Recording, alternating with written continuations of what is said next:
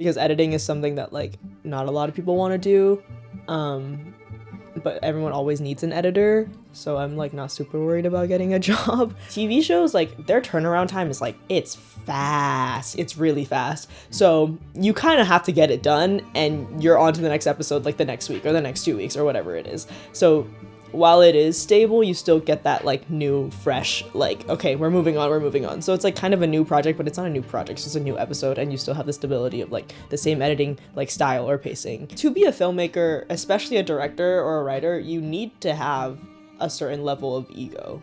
There's like an internal like clock, like metronome in me when I'm watching stuff.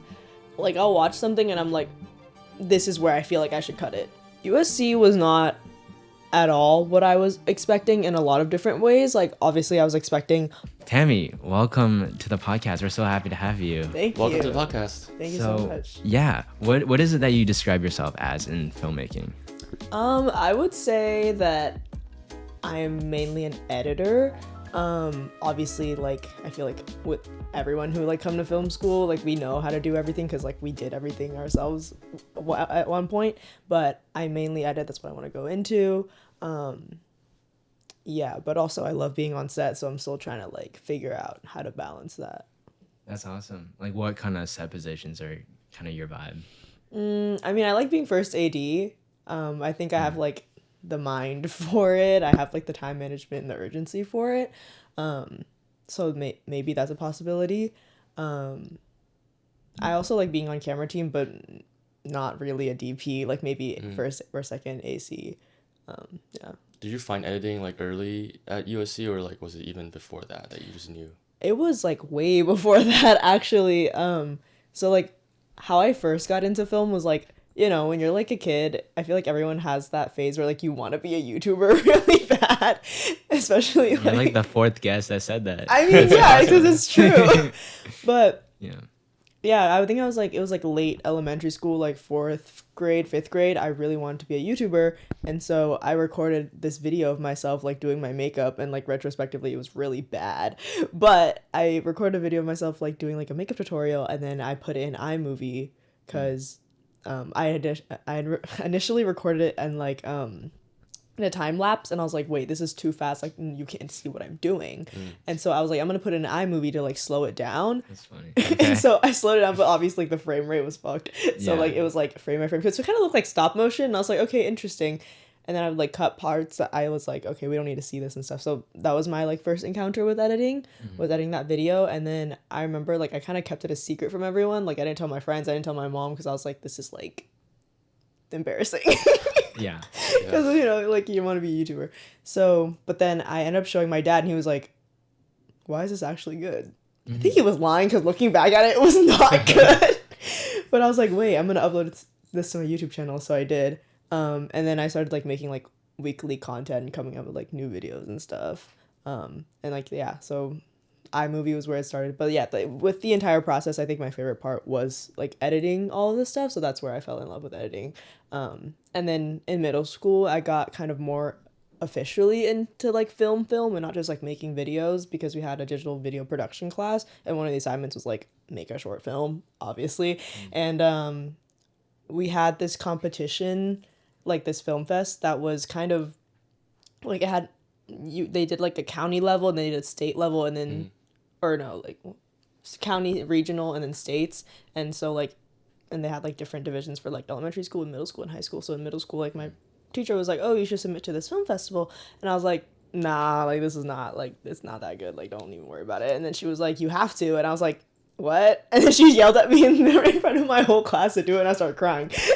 So that was crazy, because I was like so scared. I was like felt so pressured. Yeah. But then I don't know, like eventually I was like, fine, like do it, whatever, like it's not gonna win anything. And then it won first place. So there you go. There you go. So that was regionals, and then once you win, you place in regionals, you go into, or like you place at county level, you go into regionals, and then you go into states. So it like worked its way up. So that was fun. And then that was this festival that I ended up submitting to all through high school. Is that the C-SPAN thing? No, that's not C-SPAN. Okay. This is what is it called? It's called Fame, which is so stupid. It's like Florida Oh, like an something. acronym kind of. Yeah, Yeah, okay. like Okay. media something. Yeah. But I mean, from the sound of it, your parents have been always super supportive all the way through, right? that's true. Yeah, they weren't like the typical Asian parents where they were like, you have to be a doctor or a lawyer or an engineer. From very early on, both my parents were always like, you do what you want and we'll like support you. But there's also like the logistical side where it's like, okay, well, but you have to have like a backup plan, which I agree. But yeah, they've always been super supportive. And like, even when I was like, I want to go to USC, which is like so like far away and so expensive, they were like, we'll make it work. And That's they amazing. have. Yeah. That's great. When did you know like you were gonna apply to film schools? Was that like late in high school, or was it like right when you got into editing already? I had always thought about college like pretty early on. Like I think like middle school time I was already thinking about it. Also just because like the types of schools and the types of programs that I was in like made me think about all that stuff like really early on. But I didn't do a lot of research in middle school, so my first thought was UCLA. Oh, yeah. 'Cause I was like, Did you oh. apply? No, I actually never applied to UCLA. I didn't apply to any of the UCs. Because I saw the application, I was like, I'm not doing that. They asked for a lot. They asked for I a do lot. remember, yeah. That was a long one. Yeah, because I remember I didn't apply to any of the UCs because I applied to all the other schools that I wanted to, and then I started panicking once I started getting like rejected, and I was like, oh fuck, like I need to apply to the UCs, and I looked at the application, I was like, I don't need it that bad. I don't need to do that. Yeah. Well, I mean, USC's what's that, admissions came out 2 days ago or They something like did, that. yeah, That's right. yeah. So, you know, basically what, 3 years ago today was when we got in, right? Yeah. What was that reaction like for you? And what was going through your head, you know? So funny story was actually, I'm sure I've told you about this before, but I'm gonna pretend I haven't. Yeah. I'll pretend I didn't know. Okay, yeah, for sure. So funny story about when I found out about USC was that USC came out a lot later than all the other schools that I had applied to. And actually, by that point, I was fully committed already to a different school, Florida State, because Florida State has a very good like film program. Not big and not as big as like the ones in California, obviously, but like it was good and it was like far away enough from home, but not too far. I don't know. It just felt like the happy medium for me. And a lot of my friends were going to FSU at the time. And so what happened was I got into FSU, but I actually didn't get into the film school itself. They only were taking like 10 people. I have my theories on why I didn't get in. Why? Because in the application they asked for a 2-page non-dialogue script, and I totally misread that and I wrote a 2-page dialogue script. Oh my god, yeah. Okay. But I got into the interview round and like I did like the group interview and the individual interview and all that stuff. So like I think they saw something past the dialogue script, but I don't know, maybe it just wasn't a good match, or maybe whatever reason they didn't want me in the film school. But my plan was to go anyway because their film program is a 3-year film program, so I was planning on just like transferring in and I would have graduated on time anyways. But that was my plan. I was gonna go. I like paid my deposit. I had housing. I had like a FSU like photo shoot. Like I had merch, like God. everything. Like I was like locked in. I was like, I'm going to FSU. Yeah.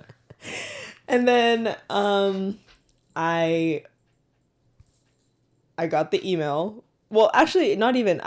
Because they sent out the email for like USC stuff, and for some reason I was looking out for that email like all day and I didn't get it, and it was like 10 p.m. at night when I like finally gotten home, and I was like, what the hell, like where is it? And for some reason it just appeared in my like inbox, even though it said like, oh, they sent it like 7 hours ago, and I was like, what the fuck? Yeah. And so I finally opened it, and I was like, no shot I get in for real, because like I think the first part is like, oh, did you get into USC? And the second part's like, did you get into the film school? And so I'm like, okay, got into USC, banger, but there's no way, there's no shot. If I didn't get into FSU film school, like, how am I gonna get into USC film school? And then it was like, oh, you got into FSU, or not FSU, oh, you got into USC film school. And I was like, what?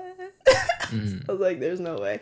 That doesn't make any sense. And also, because in that moment, I was already committed to FSU, so I was like, well, this shouldn't matter. Because that's what I said to myself, like, going into it. I was like, this is not, like, whatever happens, but, like, just curiosity, like, if I want to, would I get in? And then when I saw that I did get in, I was like, I started crying. I wasn't expecting to. Like, all the other schools, I hadn't cried, like, at all. Yeah. And I was like, why am I crying? I was like, what? Because I think it was just also, like, I knew that I wanted to go to USC, like, I think, like, on my first, like, round of research for colleges, like, I knew, I was like, okay, this is, like, the ultimate, like, dream school. And, like, that had been building up for, like, so many years, and when I finally got in, I was like, I don't know, it was, like an emotional, like, release of, like, holy shit, I actually did it. Mm-hmm. But then I was also, like, really conflicted, because, like, well, this shouldn't matter this much, because you're already going to another school. A school that you actually didn't even get into the film school of, so then in that moment, I was like, what? Like, these are my two options, and, like, I don't know, I was kind of in denial for a while. I was like, okay, well, that doesn't matter. I mean, it's crazy and it's good, but it doesn't matter because I'm going to FSU. And then I told my high school film teacher, Miss Gerber, shout out, I'm gonna send this to you. It's like the third person. I know, yeah, that's the exact moment, yeah. The high school film teacher. Dude, I think you did too, yeah. I think, yeah, but I think those teachers are, like, so, like, crucial, of course, you know? Yeah. But she's, like, my mentor. She's basically, like, my second mother. Like, I still talk to her to this day.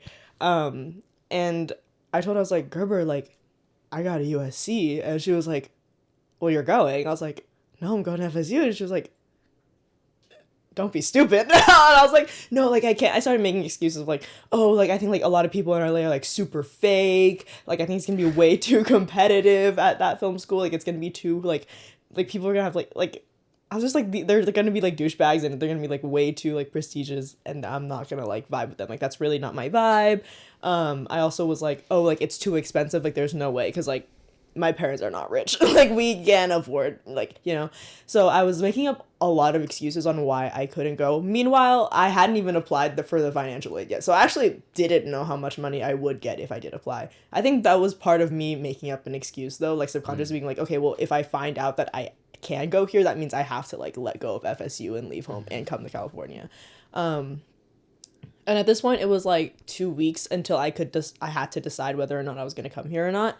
But it also took, like, about a week to 2 weeks to find out financial aid. So I was having a lot of trouble, obviously, deciding whether or to go to FSU or USC. And my teacher was like, okay, well, apply for the financial aid. Like, don't be stupid. Like, at least, like, really weigh out your options. Because the thing with FSU was if I was going to go to FSU, they would be paying me. I would be making money every semester. Mm-hmm. So that was, like, another factor. But I waited, and I checked my emails, like, every second of every day, waiting for that financial letter. And one day I woke up at, like, 6 a.m. and I saw it, and I was like, fuck, like, I'm scared to open this. But I opened it, and then I saw the amount that I would actually be paying, and I was like, this is doable. Like, this is actually doable. And I was, like, shitting my pants. I was like, I think I told my parents, and, like, I went to school and I told my teacher, and I think I took about, like, a day or a day and a half on it. Really thought about it, even though I think, like, in that moment I kind of knew. I was like, okay, this is just, like, it's not even like I'm thinking about it. It's like I just have to wait for me to come to terms that I'm going to USC and not FSU, and, like, throwing all of the FSU stuff away, because I was, like, so attached to it. But I have a video, actually, of me, like, submitting, like accepting USC's offer. Because the other funny thing was, when I got USC's acceptance initially, I actually rejected their offer. Like, I declined, because I thought that USC had like a wait list. We don't. But I was like, oh, well, if I'm not going to go and if I'm committed to FSU, like, I might as well just give my spot up just for someone else, you know? Okay. So I declined USC's offer. And, like, once you decline the offer, you don't have access to your net ID, like, that portal. Like, you don't have access to it at all. Oh, okay. And so for, like, a while there, I was like, I couldn't even, like, go back in. I was like, oh, shit. But, like, whatever, it's fine because I'm going to FSU. But as I'm, like, talking to everyone, like, I also have an upperclassman friend who went to my same, like, middle school and high school. She was also in film. Like, we basically went down the same path, and she, 2 years above us, she's graduated from USC now, but she went to USC. I was kind of, all throughout the application process, she was telling me, she was, like, sending me videos from, like, SCA and being like, you have to come here, like I know, like, you belong here, like, this is, like, exactly the place for you, like, you have to come here. And I was like, girl, I'm trying to. Like, yeah. And I remember I told her that I was like, oh, like, I rejected USC's offer, and she was like, what? She was like, why would you do that? And I was like, I don't know. And then she was like, okay, we're getting you back in. I was like, what do you mean? Because I was like, well, I would apply for financial aid, but I can't even do that because like I can't get back into the portal. And she was like, we're getting you back in. I was like, how are you gonna do that? And she was like, I know some people. I'm gonna pull some strings. And I was like, what? Yeah. And so her and her dad, who like we weren't super close, but like we know each other well, especially because like when you're kind of in the same like path.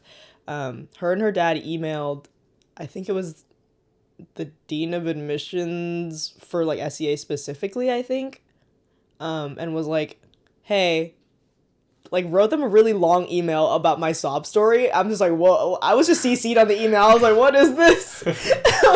Yeah. And then being like, she deserves to be here. She needs to be here. Like she belongs here. Like put her back in.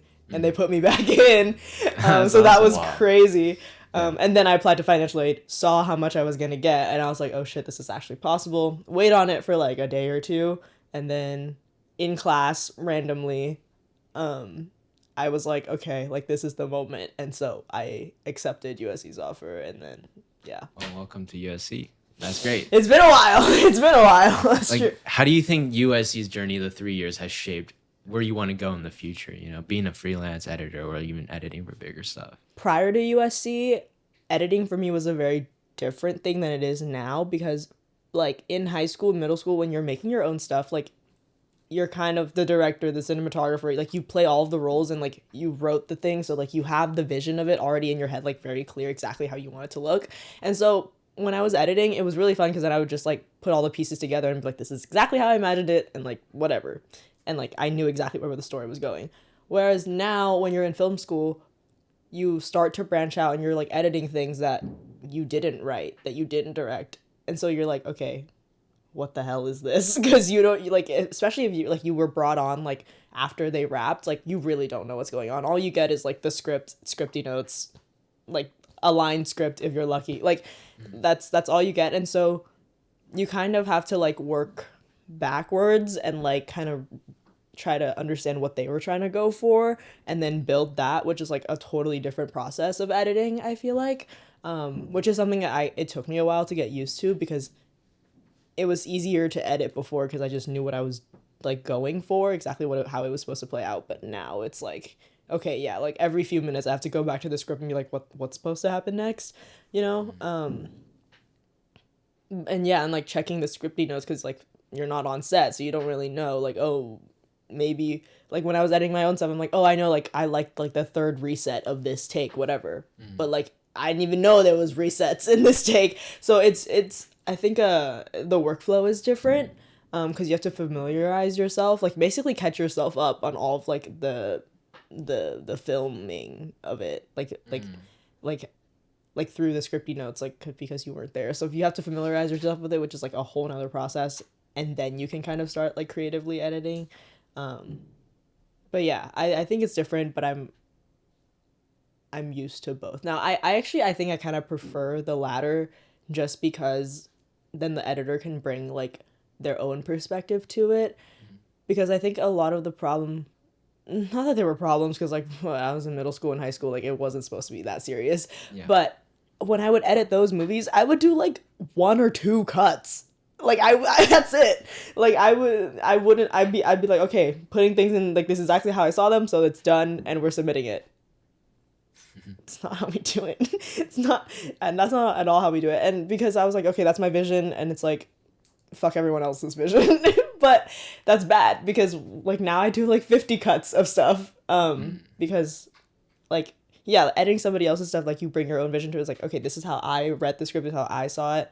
But then you work with the director for like the director's cut, and they're like, well, this is actually how I saw it. And then you kind of like see what works. Did you ever have a time where you're editing and like the director's like idea was very different than how you saw the edit, where you had to make a choice of like compromising what you think was right for the cut for their vision? I think like working in a creative field like ours, there's always bound to be differences, especially between like two creative minds. And yeah, of course I've ran into situations where it's like I saw a thing a certain way and the director was like, oh, well, this is not how I imagined it.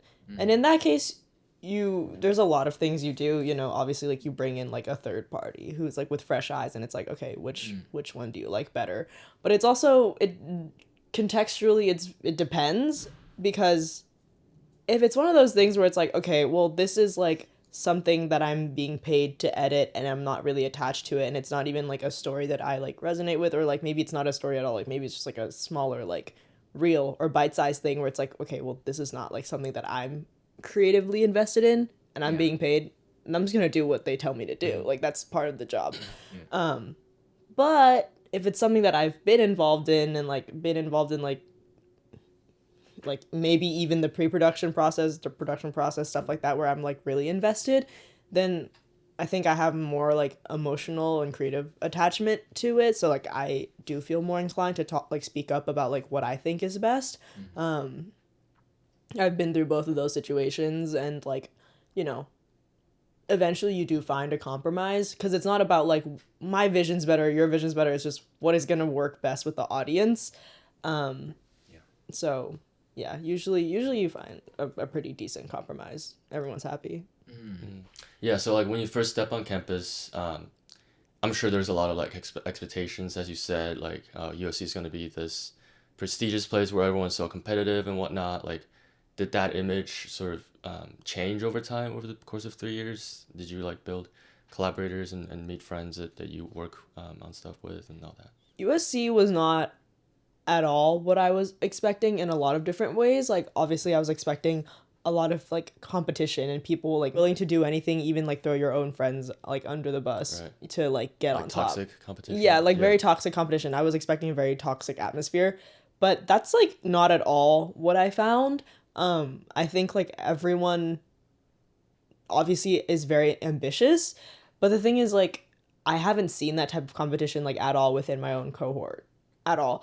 I think everyone is just like, we know the struggle and like we're all trying to make it, and like everyone helps each other. Like that's honestly like what shocked me the most. Like everyone's just down to help like do stuff that maybe they're not even comfortable with. Like I remember like in the first like year and a half, 2 years, like people were acting in other people's movie even though like we're not actors. I was doing that too. Exactly. And like, yeah, like I'm not an actor, but I would, you know, be in friends' movies to like help people out. Like I would do things on set that I wasn't even technically like comfortable with, but I was like, or like not interested in, but I was like, okay, well my friend needs me to, and like I know that like eventually like this person's gonna help me too. So like I don't know, it's a very like it's very comforting to see that like people are still willing to help other people out, even though like we're all kind of going for the same thing. That's another thing, because we're kind of not. Like, yeah, we all want to go into film, but I think a lot of people here want to write and direct. Those are the two things I don't want to do at all. Like, the most. I hate doing those things, which I find some comforting, because I'm like, okay, a lot of people want to do those things, but I don't have to compete with them, which is nice, because editing is something that, like, not a lot of people want to do, but everyone always needs an editor. So I'm like not super worried about getting a job, which is nice. But also then there's like the other side of the coin where it's like, okay, well, you're not going to get the recognition, because like it's always like the producers and directors like name slapped on top of everything. Like I feel like as an editor, you don't get ownership over like the projects you work on. And that's something that I think I've talked to you about, where it's like kind of an ego thing. Because to be a filmmaker, especially a director or a writer, you need to have a certain level of ego, you know, like you have to kind of have like I'm the shit to be that confident to be like, hey, like I want you to produce my movie because like my script is so good. Like you need to smell your own shit a little. No, you need to like sell yourself. You have to sell yourself, and like yeah, there's a certain level of ego that comes with that.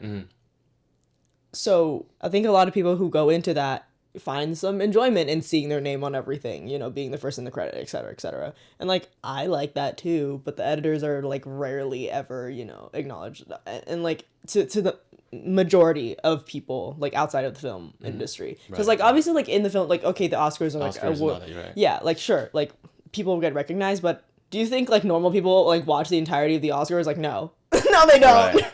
Like they watch Best Picture and then they're like, oh, okay, and then that's it. So that's something that I struggle with, where it's like, I know editing is my passion, that's what I want to go into, but it's like, I kind of have to deal with the fact that not a lot, like, I'm not going to get the recognition, not the recognition, but like that level of like, ooh, like she's a filmmaker kind of thing that I kind of wanted as a kid. For the stuff that I've been doing recently, like there are films that I've been doing where it's like, they bring the editors on like as they're wrapping, and so you haven't been involved in the process at all. And so I don't feel like that movie's mine. I don't have an attachment, like I said before.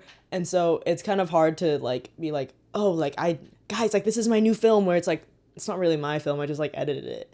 So that's something that I've thought about recently. I've been struggling with, and like trying to be like, okay, like what's a healthy balance, like because like could I make my own film and edit it and be like, oh, this is my film? Like, yeah, and I've done that. But the thing is, like, I don't like writing, I don't like directing, like I don't like producing. These are not things like I could do them, but it's because I don't enjoy them, they're not going to be like the best product. And I like, and film is a very collaborative like craft, so it's really important to have like people specifically for those things. But yeah, but then it's like, oh, but like whose is it? I don't know. It's weird to think about. Not that it really matters, because like what matters is like you make a good like piece of media at the end of the day. But yeah, I mean, ego is a thing that I think a lot of us like kind of struggle with. Yeah. I mean, do you feel like you like the idea of being able to jump between so many projects really fast though? Like, because, you know, with a director or producer, you're stuck on the same project for like, you know, potentially years. And with an editor, you can be jumping between projects like every week, right? So, like, what do you think about that as a career? You know, It's funny because I think a lot of people, especially like DPs, you're brought on like right before they shoot, and then you can just jump ship after. Like maybe you stay for color, and that's kind of it. And a lot of people like that freedom because you're like able to make more money that way as well. yeah, I don't think I like that though. I'm a person who likes stability and like routine, which is why I specifically want to go into like serial editing, where it's like episodic, like TV shows, or more what I want to go to is like limited series or mini series. Because at that point, like you're kind of stuck to this project for like a certain amount of time, and like that editing style stays with you. Like you develop a style for that like show, and you carry it throughout all of the episodes, and you're kind of like, okay, like I'm locked into like at least this season of the show. I like that stability. I would get the same stability with the feature, but I feel like that feels a lot more draining for me for whatever reason, as opposed to like something like a TV show. Because also, yes, you get the stability, but also TV shows, like their turnaround time is like, it's fast. It's really fast. So you kind of have to get it done, and you're on to the next episode like the next week or the next 2 weeks or whatever it is. So while it is stable, you still get that like new, fresh, like, okay, we're moving on. So it's like kind of a new project, but it's not a new project. It's just a new episode, and you still have the stability of like the same editing, like style or pacing, stuff like that. So I don't know. I think that's why like I want to go to TV, because it's like, it's the balance. It's like the kind of the best of both worlds to me. that's great. And do you want to like freelance, or do you want? Because I know you like that stability, right? But and when you are freelancing, you really don't know when the next job is going to hit you, right? So would that post houses be something that you want to do more than freelancing, you think? Or Absolutely. I think freelancing like right now is just because like I'm in school, and it's like, okay, well, people need me to do this. People want me to do that. They're paying me to do this. Like, I'm not going to say no. Like, I never really say no to opportunities. Unless I've like tried it and I'm like, I really don't like it. Like, you got to try everything once. yeah, So, but that's not like the end goal for me. Like, I don't want to freelance for the rest of like my life, because yeah, like, but yeah, like that's another thing about film school is like a lot of people are like, oh, like you're not making like not a lot. Sorry. Let me rephrase that. I've met some people where it's like, they have the mindset of like, okay, well, like if you're not making like art house films, like you're not really a filmmaker. Like you're just like an industry, like part of the, like a clog in the machine kind of thing. There are people who are like, oh, like, I mean, like you could like do like the Marvel movies and like all the blockbusters, like industry stuff, but like that doesn't make you a filmmaker for real. One, I disagree. Two, I don't mind being a clog in the machine. Like I kind of want to just do the typical stuff and climb the ladder and like move my way from like, you know, like assistant editor to whatever. Like I don't like, I would be perfectly happy if for the rest of my life I edited like trashy reality TV shows. Like I'm totally fine with that. I like editing, and like as long as I'm getting paid for it and like getting paid well for it, like I'm kind of down to do whatever. Although that's kind of why I think I lean more towards TV than features, because I think like features, you really have to like put your soul into it. And if it's not a story that I really resonate with or something I haven't been involved in since the beginning, I find it really, really difficult for me to do that.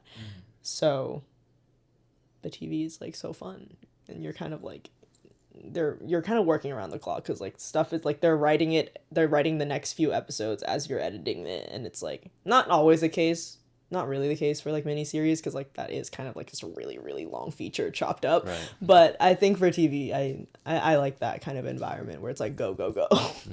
What do you like look for in like a collaborator, whether it's like a writer director? Like, you obviously would prefer that they bring you on like earlier in the process, so like you know what the project and the story is. But are there specific qualities that would like make you attract to one potential writer director more than another one? Honestly, and like maybe I'll disagree with myself down the line, but I like working with people who I would actually be friends with in real life outside of the workspace. I think it's really important to like have that connection with them, and like maybe just hang out like outside of that before you even get into it, just to see if you click as people, because I think that kind of translates into the actual like professional part of it, like the creative part, where it's like, okay, do our visions align? I think having like early conversations about that, which is why I want to be involved like earlier in the process rather than later, because then I can be like, okay, like what are the comps, like what are you like, what's the vibe of this, like this movie, TV show, whatever, and like and also then I can kind of like make sure that you're shooting things that will be beneficial in the edit. Another thing is I like working with like directors or cinematographers or just people who are on set who have edited before, who have like a good understanding of editing, because I kind of believe that to be in any part of like filmmaking, you have to have done all of them at least a little bit, so you have an understanding. Like working with a director or a DP who has never edited before, you're gonna find yourself in the editing room being like, none of these cut together. They're all really pretty shots, and maybe the acting's great, that none of them can cut together. Like it feels bad. So having someone who is like very conscious about that to make my job easier in post, so that I can actually focus on like the creative aspects and like not just the technical aspects, is very beneficial for me. Like, what do you think separates a good editor and like an average editor? Like, what is that thing? So I feel like a lot of times when you're editing, you're kind of editing based on your feelings, right? Like whatever flows makes sense. Yeah. And sometimes for me when I edit, I'm just like, I kind of envision like the story based on all the dailies. I'm like, I would want to cut from here to here to here to here, kind of in my mind as I'm editing. So like, what do you think like makes someone like a good editor, you know? I think a lot of editing, this sounds so stupid and corny. I think a lot of editing comes from the soul, and by that I mean like there's like an internal like clock, like metronome in me when I'm watching stuff. Like I'll watch something and I'm like, this is where I feel like I should cut it. Or like honestly when I'm editing, like I'm like, okay, I put a clip down, I watch it, and I'm like, okay, I don't want to be looking at him anymore. I want to be looking, like, I want to see how he's reacting. And, like, that's how I edit. It's not like, okay, well, he said something, therefore I have to cut to a reaction shot of him. It's not like that. It's just, like, where do you want to look? If you were actually in a room with these people, it's like, where would you be looking? I think a lot of editing is, like, very intuitive, and if you can kind of gauge where the audience wants to be, because you, at the end of the day, you are determining what they are looking at, not the DP, not the director, it's you. Well, you working with the director, but whatever. So I think there's like that internal metronome, because editing, there is a pace, there is a rhythm to it. It's almost like music. And I also have a background in music, so I think that helps a lot. I think there's also people who are good editors for certain genres and not good editors for other genres. Like, honestly, I don't know if I'm a great editor for drama. I can do it, but I don't think that's, like, where I naturally, like, lie. I think I'm a good comedy editor, and maybe that's a cop-out answer because, like, comedy has so much to do with editing and pacing, so maybe it's just like easier to like make a good edit of comedy as opposed to drama. But I don't know, I feel like I have like good comedic timing.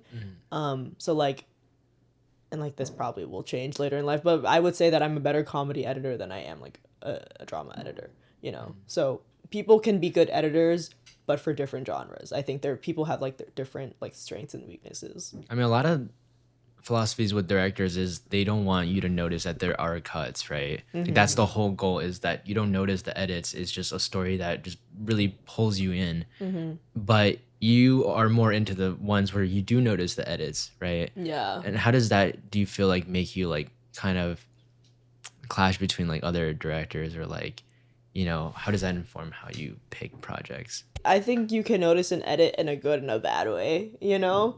If you're noticing the edit where it's like, oh, that felt like a cut, or it's like, oh, that did not feel organic, then obviously that's like a bad type of noticing. But sometimes, like a very basic example of like a good cut, like a match cut, where you're like, okay, that was a cut, but that was a good cut.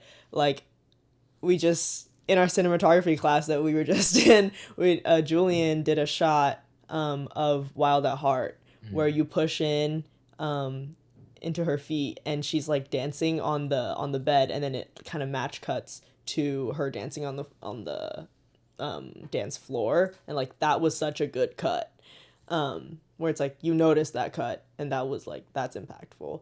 Or like another really basic thing where it's like you're on a wider shot, maybe it's a medium or medium close up, and then somebody says something like really important, and it's like that line is about to land, and then you cut to like a close up, and then you really feel it. I like when audiences like notice like a really good cut, because I notice a lot of those things when I'm watching movies and TV shows, where I'm like, oh, that was intentional, oh, that had meaning behind it, you know. I'm not really a big fan personally of just watching things where it's just like a story is playing out and we're just cutting from like wide to a medium to a close up. Although I mean, those stories can be great and the scripts can be great, and like I'm sure those stories are very important, like, you know, they're great, but that's not something I enjoy watching, therefore it's not something I really enjoy making. So how do you think, like, when you make your own stuff, like as a director or like, you know, a visionary for the project, like your editing skills allow you to like storyboard or shot list? Like, do you shoot coverage? How does that work? Because as an editor, you would want as many angles as possible, I would think, right? Right. So how does that like inform how you work? Back in like high school or middle school when I was doing that stuff, the way I made films was very unconventional. Like, I just didn't know the like normal and like conventional way to do it, like that there was like a workflow and how you do things. Like, I didn't know about that. I would just like do it. And how I would do it would be like, okay, like I'm writing a script. I would kind of know the premise, and I would just close my eyes and watch it play out, and if something new comes up, I would write it. Like, I don't know, I don't think that's very typical, but that's how I would do it. And then like and that's how I would shoot it, was like, once I have the script in my head, I would like close my eyes and I would see the movie in my head, and I'd be like, okay, from like this line, like for these two lines, we need to be on like a medium, so then I would just shoot a medium for those two lines and nothing else. And nothing else. Yeah. Which, kind of crazy and kind of insane. Maybe why I only ever did one or two cuts, because I couldn't make another cut. Like, I was locked into the exact movie I saw in my head, and I couldn't really play around with it, which I learned is not how you edit. Obviously. Getting that's how I would shoot, like, back then, was like, I knew exactly every single shot. Like, how kind of like Parasite, you know, was storyboarding. Yeah, where it's like, okay, this is exactly how this is gonna play out, so this is like the only thing we're shooting, basically. Yeah. I don't do that anymore, because I know how valuable it is to have like coverage of other stuff, because like sometimes you're like, okay, this is working, but like it'd be better if we were on like, if we had an insert of this, or if we had a close up of this. So yeah, now I still kind of do the same thing, where I kind of close my eyes, I envision how I see the movie in my head, but instead of being like, okay, just for these two lines, we'll get the close-up, like, I'll obviously do a close-up for the entire scene, or whatever it is. However, sometimes you can't afford that, because there's not enough time on set. You have a limited time on location, whatever. It's like, okay, like, we can't run this 5-minute scene like for 10 takes. Like, we don't have the time for that. So sometimes you're like, okay, I know for sure that I'm not gonna use a close-up for like the first half of this. Like, the close-up is for like the more emotional part, maybe the latter half of the scene. So like, I'll have the close-up start you know, Oh, at a certain yeah. point and forward. Ideally you'd get coverage for the entire scene, but sometimes that's just what we're working with, and like you don't have time. We're running 2 hours behind, and like the location's gonna charge us $500 an hour if we keep going. So you kind of like learn to cut things out. Yeah. But you prefer if like you're editing and like the director could shoot as much as possible, like coverage. Well, I wouldn't say all that. Okay. Yeah. Because, you know, okay, there's a thing called the shooting ratio, where it's like how much like footage you actually shot to how much footage like is actually used in the movie, film. yeah. And there's a rule in our senior thesis class for 80 for that specifically, where you can't shoot beyond a certain amount per day, like a certain amount of minutes or a certain amount of gigabytes, because it's to protect the editors. Because you can be in a 12-hour day, you can shoot basically the whole thing, right? And then now the editors are working with so much footage, and we're working on a tight timeline, and it's like we don't have time to be looking through all this shit. So there are some rules like that where it's like protecting the editors, where it's like, okay, like obviously get what you need to get, but like if you're shooting like 5 hours of footage like every day, and like we have to ingest all that, and like kind of, because like with editors, if you're a good editor, at a certain point, you know every take like by heart. Like, you know, like, okay, the second reset of scene 3 take 6 is plays like this, which is different from this. Like you kind of know it, but to have that volume of just like that much footage to go over, and it's just like at some point it's just like too many options, where it's like, well, you can never have too many options, but when you're working realistically, when you're working on a tight timeline, like it can hurt you in a way. Because I think depending on how you edit and like how you approach editing, like some people like to be like, okay, well, we can do this and like play it out like this, blah blah blah, like this sequence, or maybe we, instead of this shot, we use this shot, and maybe instead of this we use it. But if you have too many options, you're like, okay, now you have 10 options, and it's like it's so hard to cut down. Like just go with what you feel, instead of just like playing it out into like different like paths, and just like being like, I don't know, like just follow your heart, instead of basically making like a systematic, like, okay, like after this, let's see what happens if we cut to a medium, or let's see what happens after like we cut to a wide or close up, and then you watch all of them. It's like, that doesn't make any sense to me. I don't know. I think people who edit like that are kind of crazy. Like it seems way too mechanical. Like just do what your brain, your eyes are telling you to do, where it's like, this is what I want to see. I heard that Sean Baker, when he edited Nora, so usually when you edit a feature, I think what the standard is that you have like a rough timeline of like about how long the movie is. You have like a scene that's kind of rough, and then another scene that's kind of rough, and then you kind of iron it out already. But his process is like he won't move on until he's done with like the first scene, right? And then the next, and then the next, and he just maps out the movie that way. Would you say that's how you would work, or would you want like a more somewhat coherent overall outline and then fill in the details afterwards? I find it really hard to like write like a shitty first draft, or like do a shitty first draft of anything. So for me, I'm gonna get it as final as I can, for like a scene, and I would do it scene by scene, where I'm like, okay, I'm gonna do like scene 1 first, and I'm gonna get it down as much as I can, as final as I can, and then I'll move on. But I'm not stuck to it where I'm like, okay, well, I'm not touching it again, like this is set in stone. Like after I edit the other scene, I will go back and change some things, but I like that first pass to be as final as possible. Obviously that like changes with like, you know, deadlines and stuff. If they just want to see something like immediately, I kind of just have to throw it on and just be like, whatever. But if I'm editing on my time, and like I have time to do stuff, I like what I've just been doing over spring break was like the reason.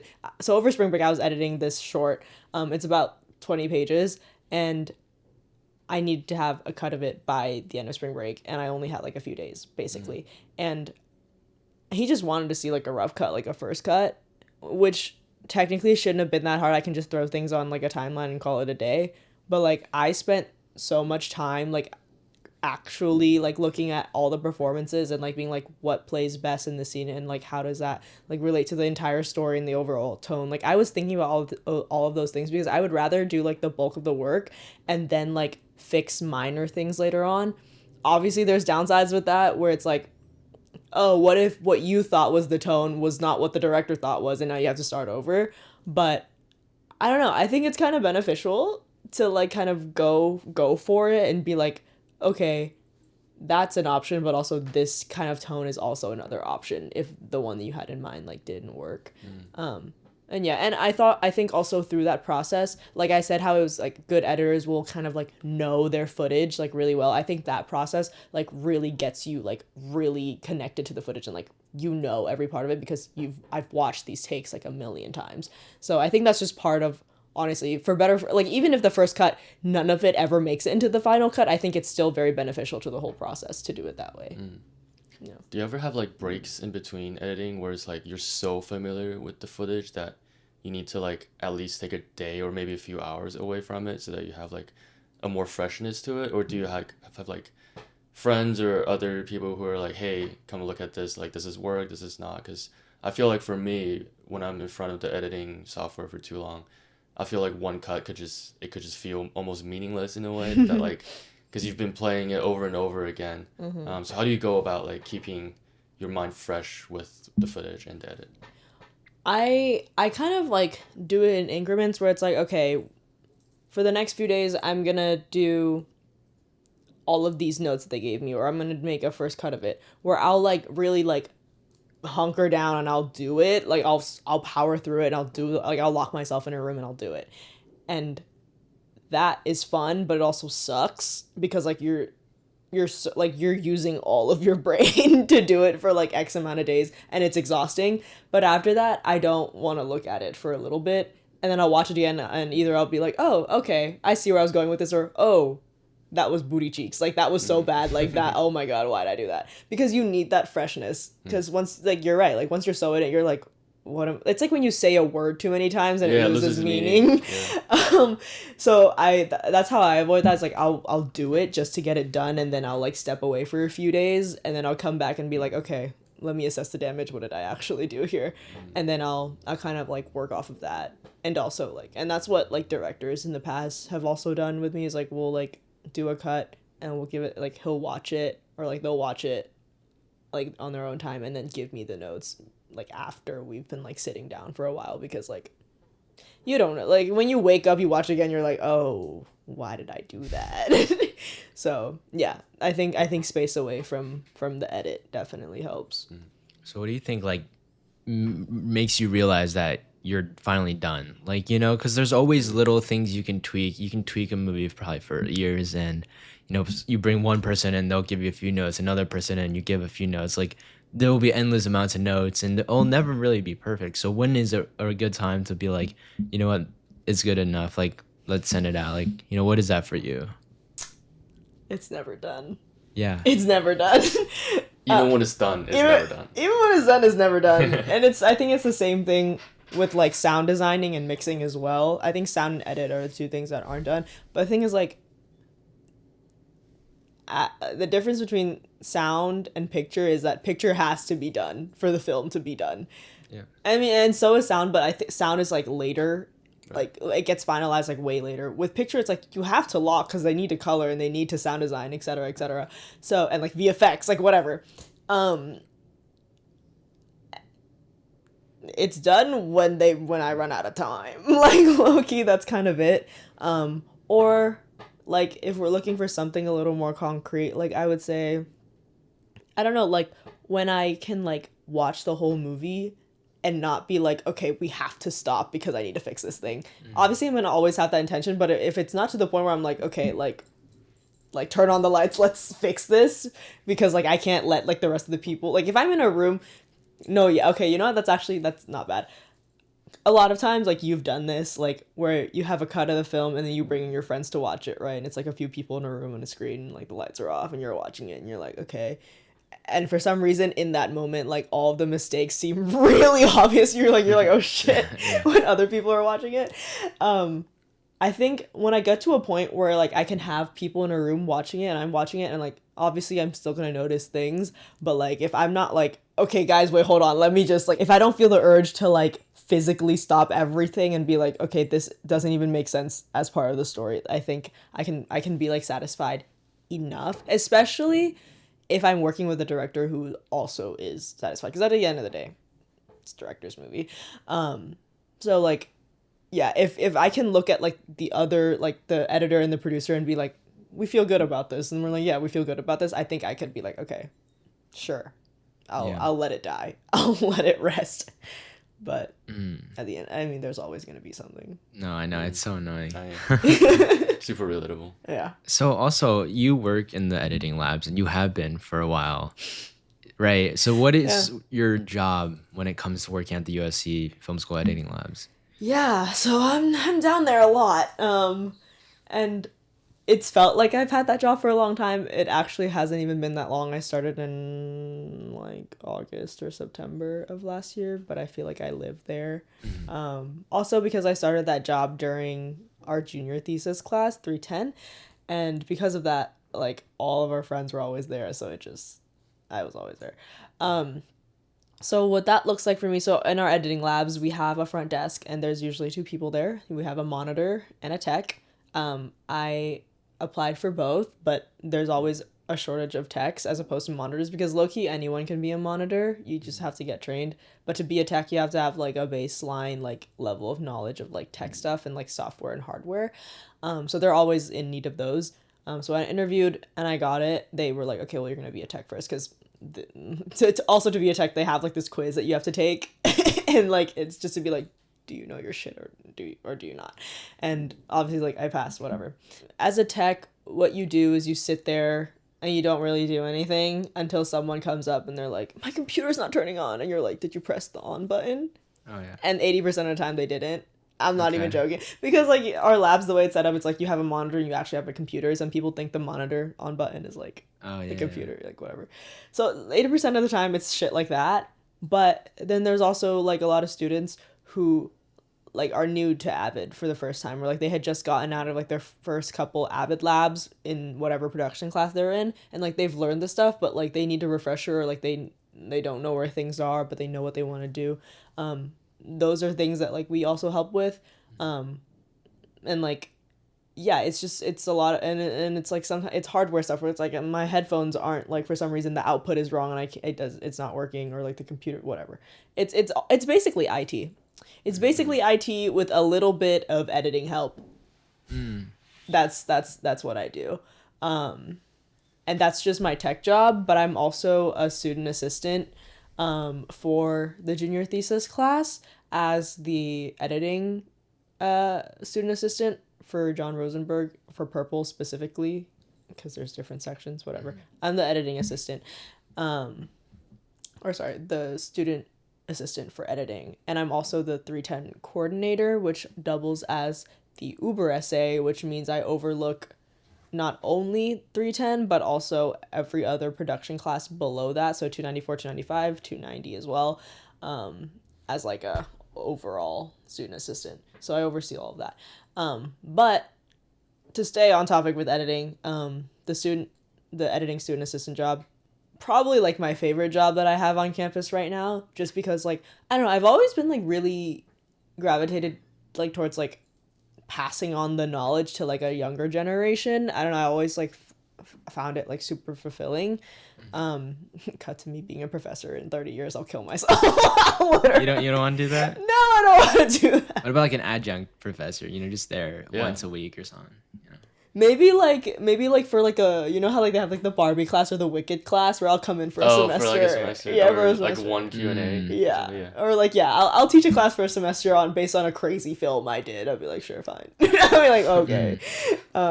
No, that's not what I see for myself personally. Okay. Yeah. Editing software is like Avid, like they're old and the industry standards, so there's a lot of like things where it's like, this is way harder than it needs to be, and you learn things as you go, and you're like, okay, like once you break it down, it's actually not that bad. And like I have like those tips and tricks, and like passing on those things to like the next generation of students is very fulfilling for me, because it helps them and it makes me be like, okay, maybe I do know something. Yeah, I mean, why do you think Avid's so inaccessible for people like outside of the industry? It's not intuitive at all. The UI sucks. Yeah. Once you look at it, you get overwhelmed like very easily, and not that it's not a great software, like it is, it's industry standard for a reason. And it's great for like features, and their file organization is great. And that's what you need for features, because like you're sending it off to so many people and like you're working back and forth and like whatever. Like it's great for that. But like it's so hard to even like get to a point where you're doing like a first cut of something, where you literally just cutting something. Because you're like, instead of like, as opposed to like DaVinci or Premiere or Final Cut, like you can just bring in the footage, you drag and drop it, and you can cut. Yeah. Like that usually takes like literally 2 minutes at most, you know.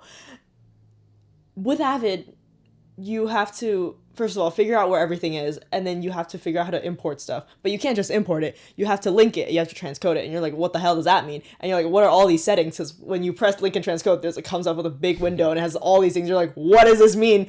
And so it's a very technical software, and you have to know exactly what things mean so that you don't fuck up anything.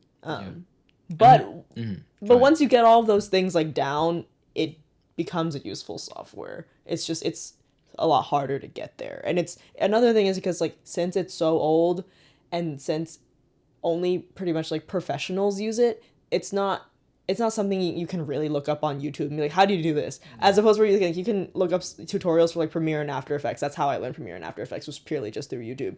Like you can find so much information on there, and like you can get good at it. But with Avid, like there are Avid tutorials, but they're old. Right. And usually those, like their version of Avid looks totally different than the current version of Avid. It's just, it's not easy to learn. The information isn't super accessible. The only reason I would say that I'm able to be okay with Avid is because we have professors here who are working in the industry, and I can just ask questions like, how do you do this? How do you do this? Whereas like if I was learning this on my own, I couldn't ask anyone, not even like the internet, that really without like having it being like down like a rabbit hole kind of thing. I mean, the next generation of editors are most likely people who haven't had the training we have at USC, right? Like most of the people aren't, able to have the privilege of being studying under a professor with Avid.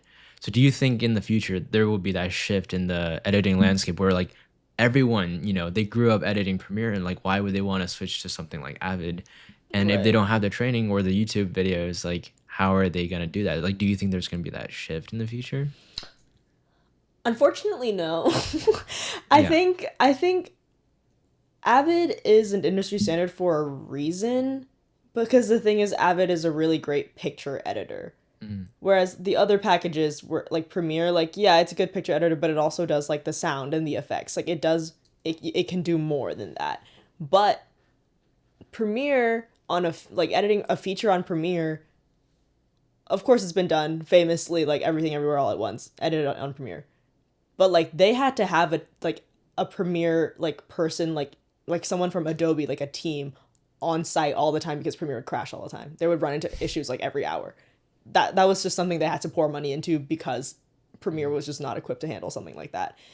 Whereas Avid, yeah, it's old and it's clunky, but it'll handle your fucking 10 hours of footage. You know what I mean? Like there's trade-offs. So for features, yeah, I think Avid will remain top in terms of like picture editing.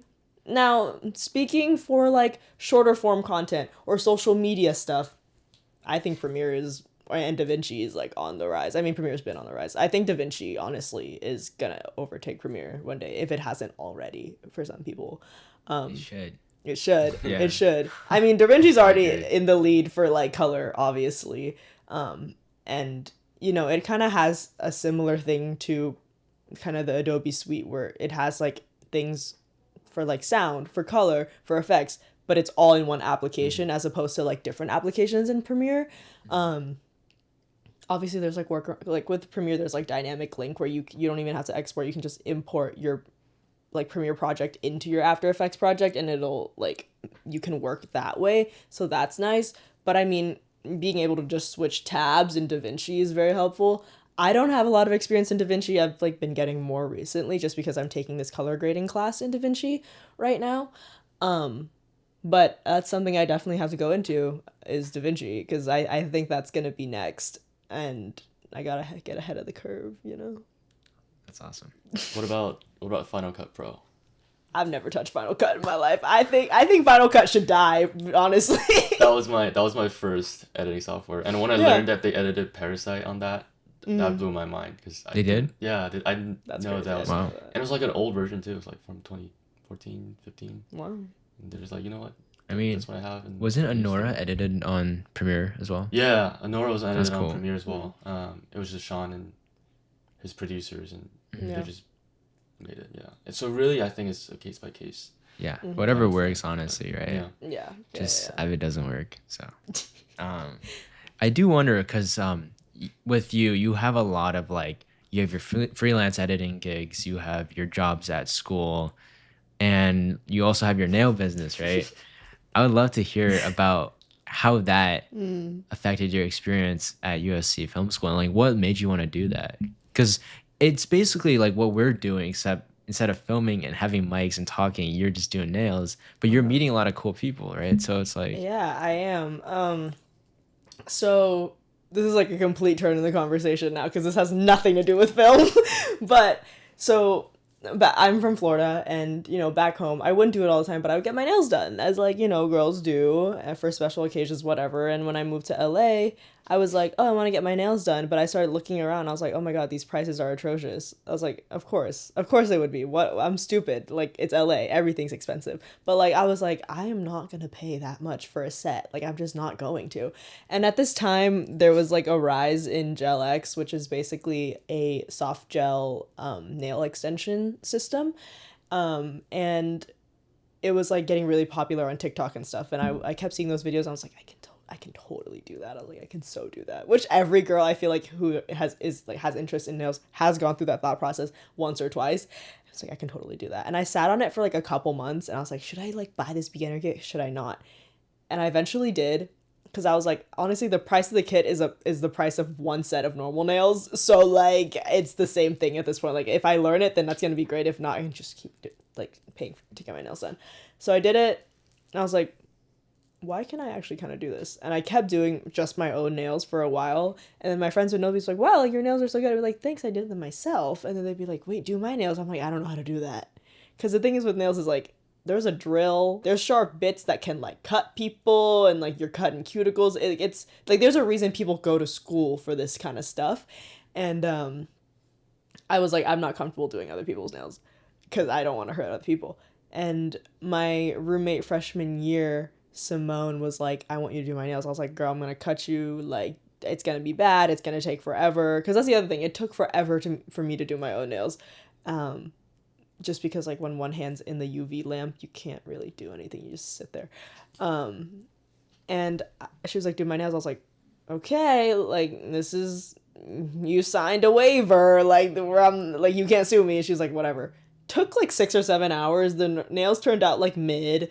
And like, yeah, but I was not something I was like proud of, but I was like, okay, that was horrible. But then I went home for the summer, and all my friends in Florida like do my nails. And I was like, guys, like, this is not gonna work out well. But I kept doing it, and kept like, after more and more practice, like, I got faster at it. Like, it looked better. It's also nice because then I could practice on other people. Cause like with myself, like, if I do a set, it's gonna last at least like a month, so I can't practice again really for a month, and that kind of sucks. But when I was doing it on other people, I was like, it was like easier practice.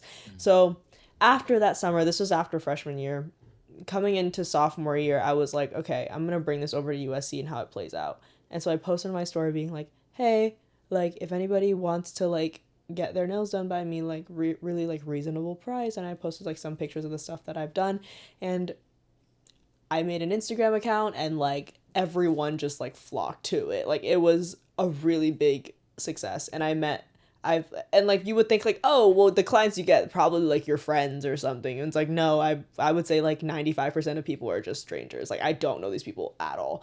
Coincidentally, like, you know, we'll end up like having mutuals being like, oh, you know, so-and-so, like, that's so crazy. Like, I know so-and-so. And, you know, a lot of those people, some people only come once just for like special occasions, but there's also regulars who have been with me since like the beginning, and like we are friends now. And like, you know, every time like she gets her nails done, like we'll like spill tea, and like we'll gossip and like catch each other up on stuff.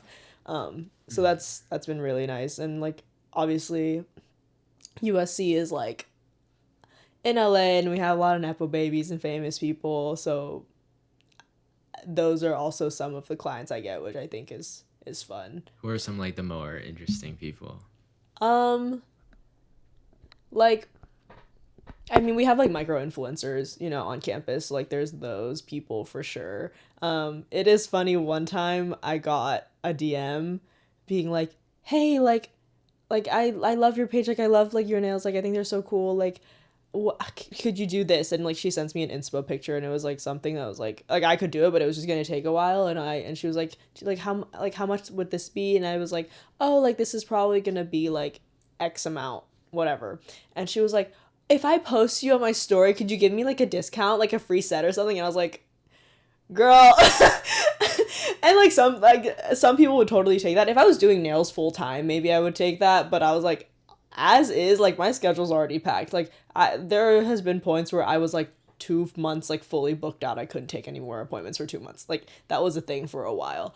And that's not like a brag, it's just like I'm a busy person, but I was just like, I couldn't, and I didn't need more clients. And so I was like, no, it's not something I'm really interested in, but thanks. And she just never replied to that. So like, but I've also taken people who like have a big following and are micro influencers who like are super, super sweet. So it's two sides of that coin for sure. Any like film people, Yeah, I mean, I've done a few people's like nails from our cohort.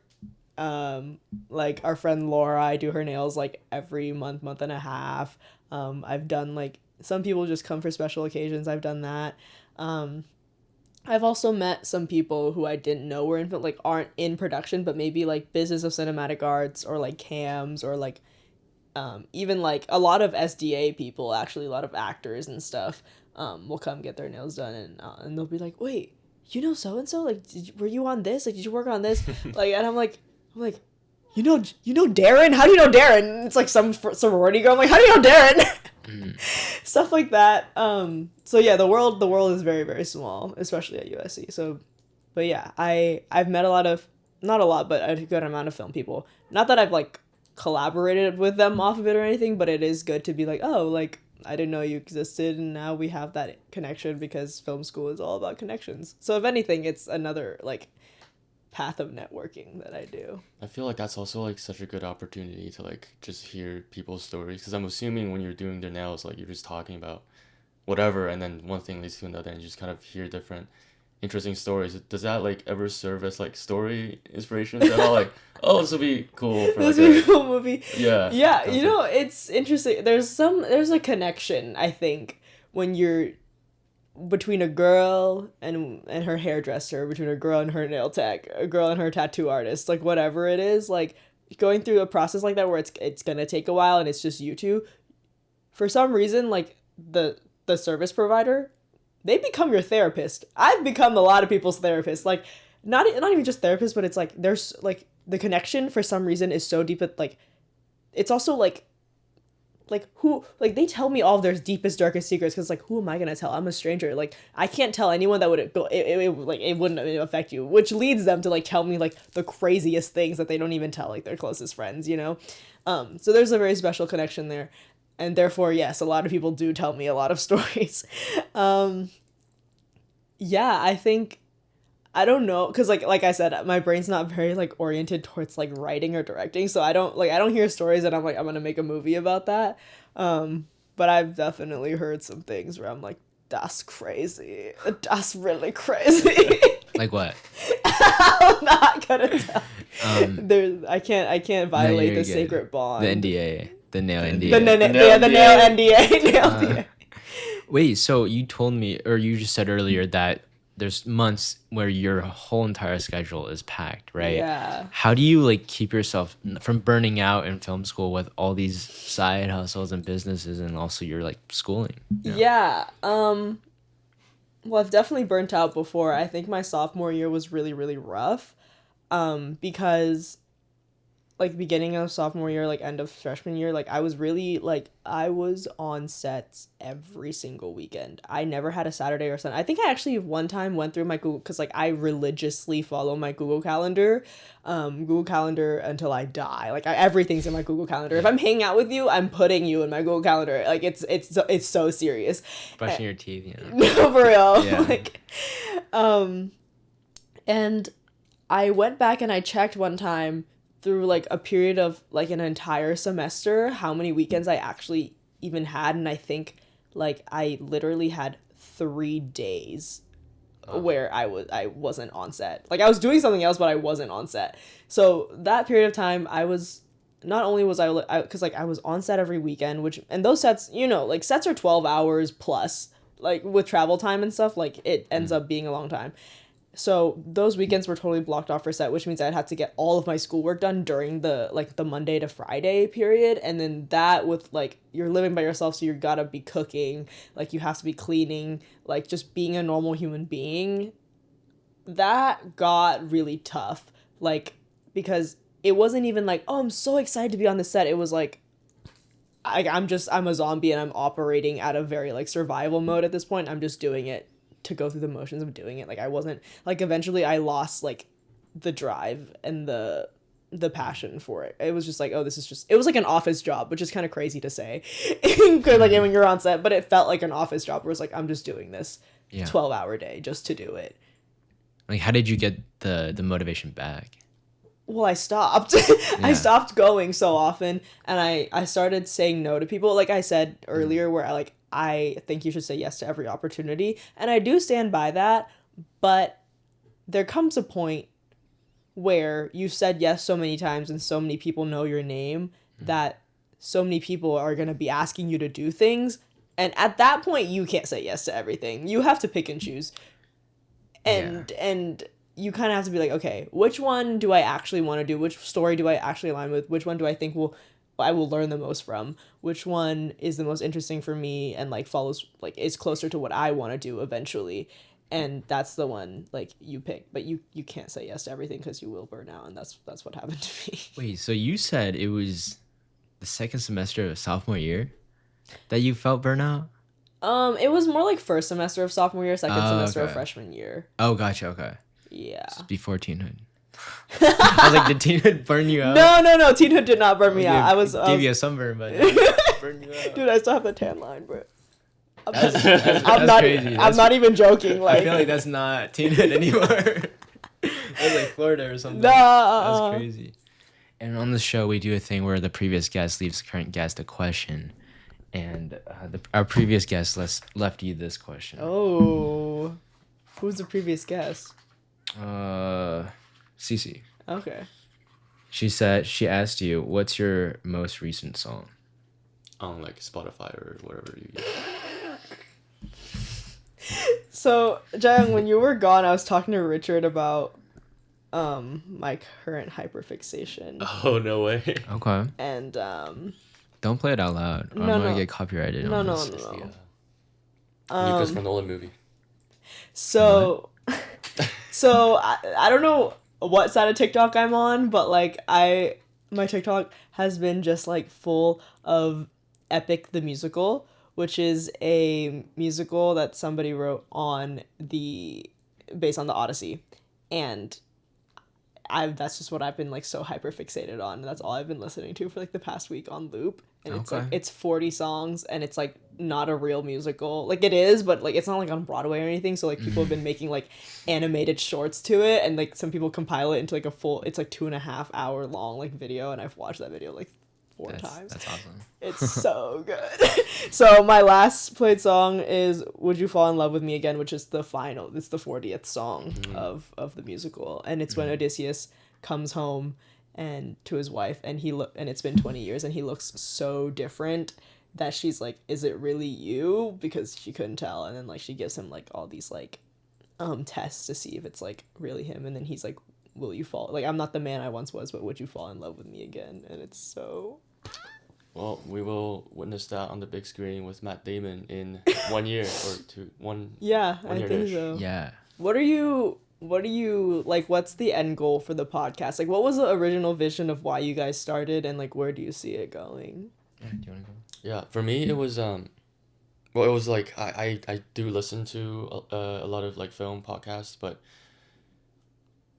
so many people are like they're huge names in the business. They're like Christopher Nolan's and Denis Villeneuve or like Roger Deakins. You know, he has his own podcast, but like it felt very informative, but it wasn't exactly relatable, in the sense that they're working with like millions of dollars of budget and they have so much support behind them, and obviously they've crafted out a career for themselves. But I just feel like there's a space lacking about younger filmmakers who are on the first act break and they're and in film school or doing whatever, and how they are navigating this industry. And this industry is also changing really fast, so we wanted this to be like a platform where we can bring people on with different perspectives and people who are doing different things. So you're editor, and we just had like a someone who's starting out at CAA soon as like an assistant or in the mailroom, and there's so many moving parts that we want to use this platform as like a